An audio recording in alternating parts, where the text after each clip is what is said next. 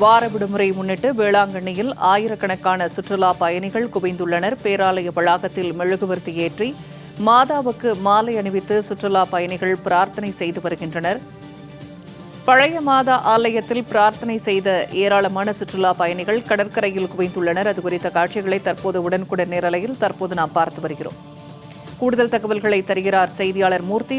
இப்ப வேளாங்கண்ணியில் சுற்றுலா பயணிகள் குவிந்திருக்கிறார்கள். கூடுதல் தகவல் என்ன? வணக்கம் பூர்ணிமா.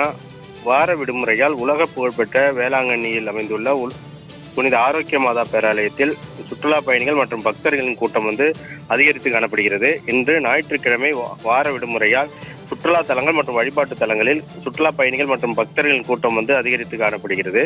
அதன்படி நாகப்பட்டினம் மாவட்டம் வேளாங்கண்ணியில் அமைந்துள்ள உலக புகழ்பெற்ற புனித ஆரோக்கிய மாதா பேராலயத்திற்கு இன்று ஞாயிற்றுக்கிழமை விடுமுறையை முன்னிட்டு தமிழகம் மற்றும் பல்வேறு மாநிலங்களிலிருந்து ஆயிரக்கணக்கான சுற்றுலா பயணிகள் பக்தர்கள் குவிந்துள்ளனர். மேலும் அவர்கள் சிலுவை பாதையில் மண்டியிட்டு சென்றும் பழைய மாதா ஆலயத்தில் பிரார்த்தனை செய்தும் தங்கள் குழந்தைகளுக்கு மொட்டையடித்து நேர்த்திக்கடன் செலுத்தி வருகின்றனர். மேலும் பேராலய வளாகத்தில் மெழுகுவர்த்தி ஏற்றி மாதாவிற்கு மாலை அணிவித்தும் தென்னங்கன்றுகளை காணிக்கையாக செலுத்தியும் பிரார்த்தனை செய்தனர். பின்னர் பேராலயத்தில் நடைபெற்ற சிறப்பு திருப்பலியிலும் கலந்து கொண்டனர். பிரார்த்தனை செய்த பக்தர்கள் கடலில் குடும்பத்தினருடன் உற்சாகமாக நீராடி மகிழ்ந்தனர். மேலும் கூட்டம் அதிகரித்து காணப்படுவதால் ஏராளமான போலீசார் பாதுகாப்பு பணியில் ஈடுபட்டுள்ளனர். பூர்ணிமா, தகவல்களை வழங்கியமைக்கு நன்றி மூர்த்தி.